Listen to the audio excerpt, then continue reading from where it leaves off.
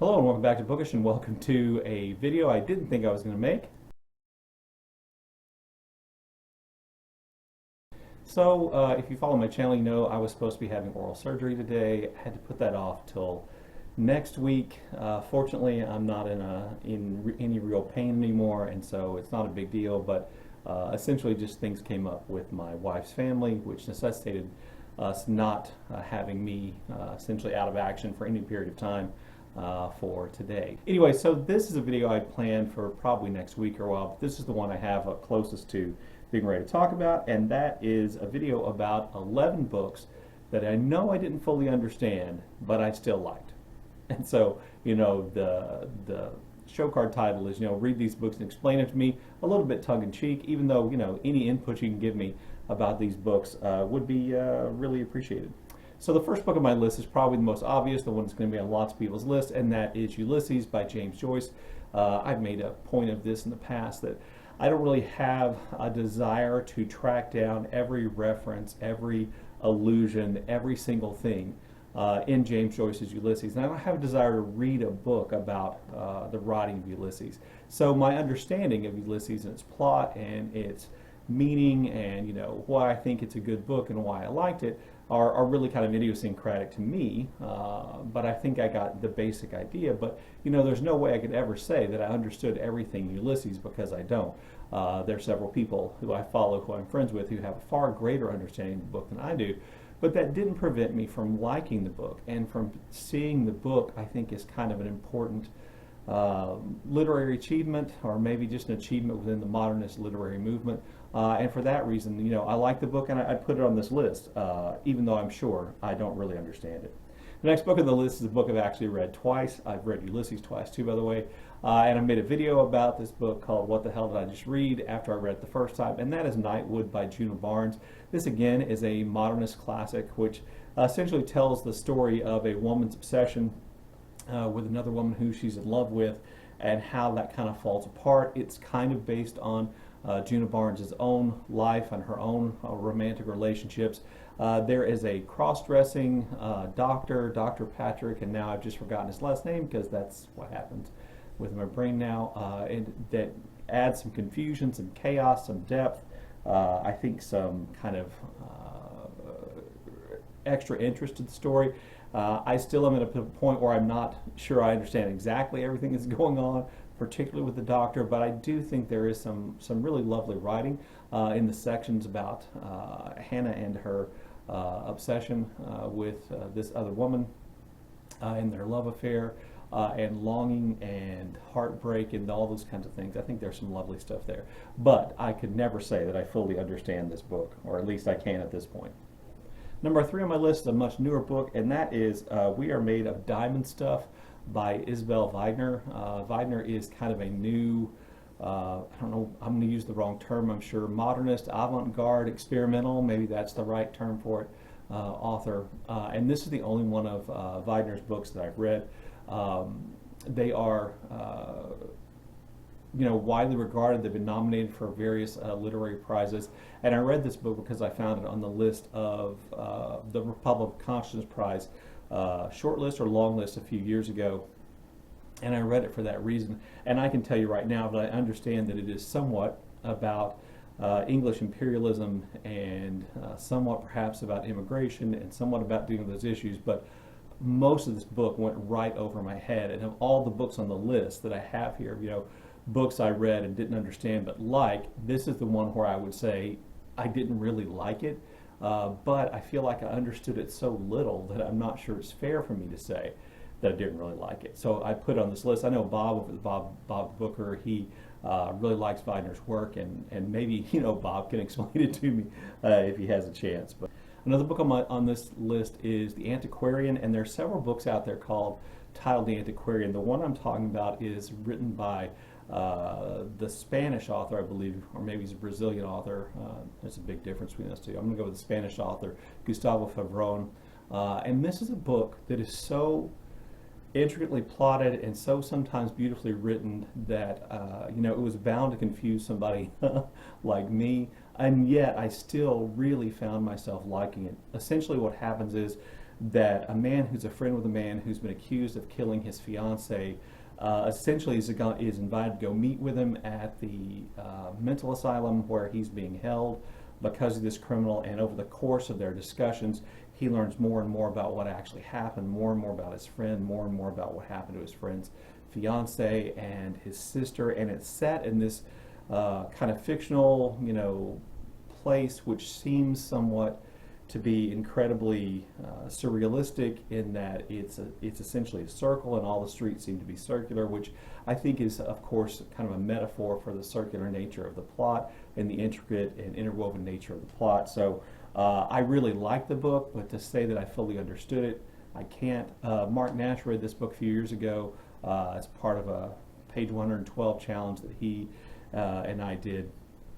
And he liked it and he reviewed it, and if I could find where his review was, I'd link it to his, because he could probably explain it far better than I have.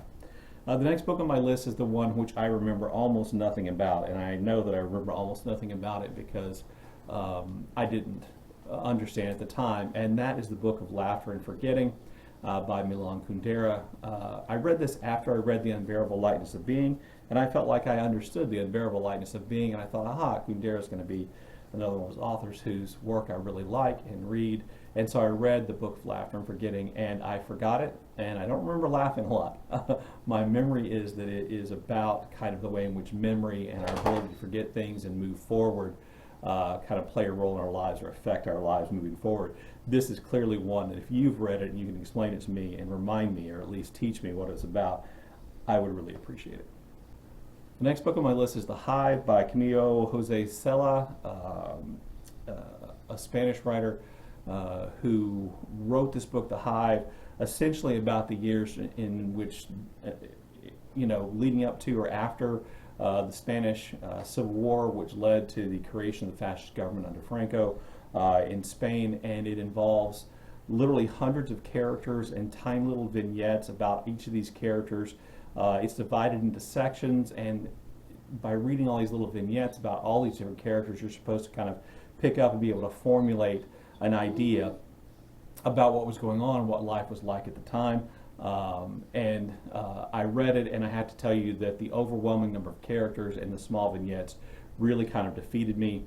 I remember getting a sense of, exactly what was going on and the feeling of the time, which I suppose is what Cela wanted, but I know I didn't fully understand it. I saw Greg at Another Bibliophile Reads had just gotten a copy of this in his New York Review of Books haul, and so hopefully maybe he'll make a video about it and I will be able to understand it. By the way, I'm sorry if you can hear Ike whining.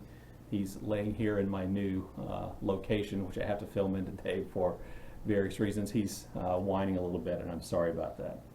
The next book on my list is Cloud Atlas by David Mitchell. I get Cloud Atlas, I get what it's about, I get the importance of how all the stories are connected together. I'm not sure I understand the overall point that perhaps Mitchell is trying to make, the thing that he's leading up to, and I would be remiss in saying I felt like I understood all the parts and how they all went together perfectly, because I don't. But I did enjoy Cloud Atlas. It's not my favorite David Mitchell book. I've only read 3. My favorite is The Thousand Autumns of Jacob de Zoet.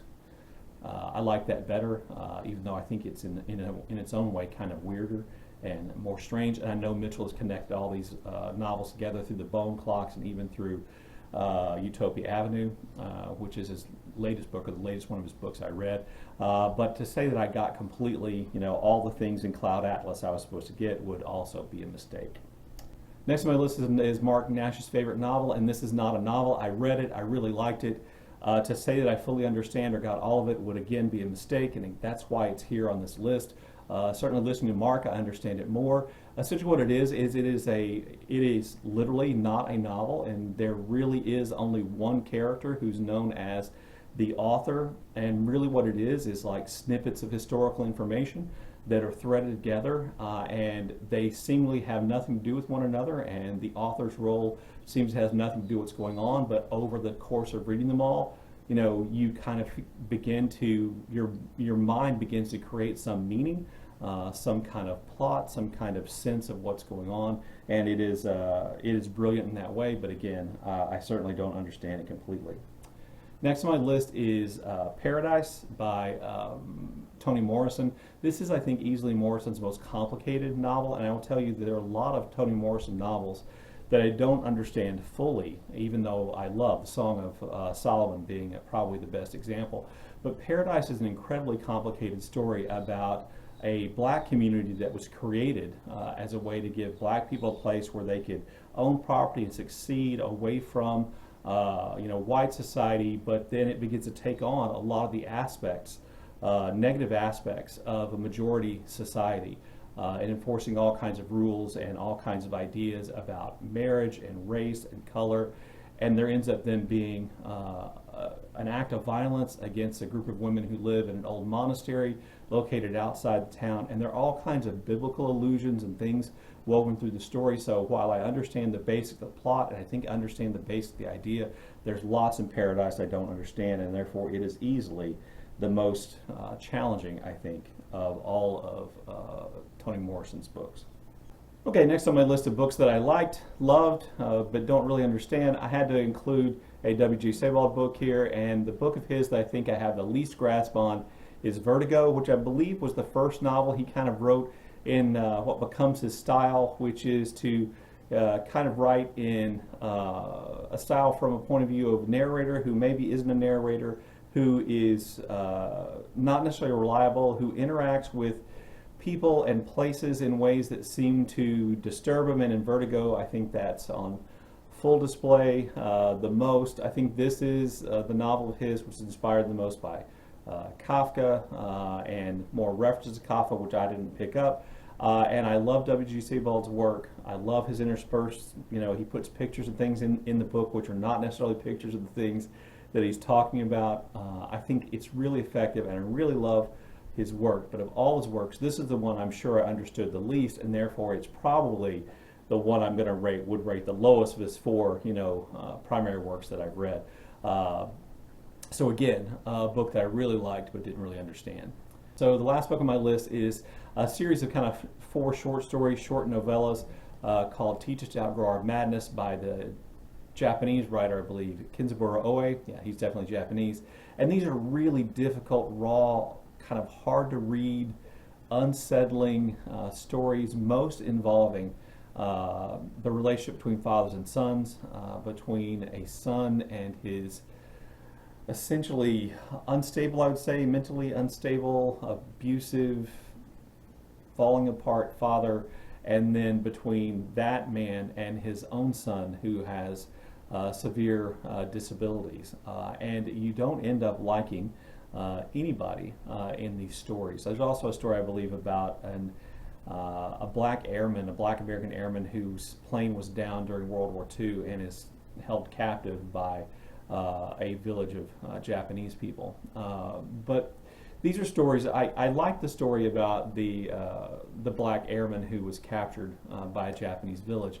The ones about the fathers and sons unsettled me so much they didn't really, can't say that I like them, but I also know that I probably didn't fully understand or grasp everything that was going on in those stories or all the subtext. So again, that's kind of why I put on this list. So like I said, these are stories that I don't really understand, stories or books that for the most part I like. Some of these books that I really love, some of these are authors that I really love, and that I know I didn't really fully grasp everything that these books had to offer, everything they were about. And so, feel free in the comment section to explain those things to me.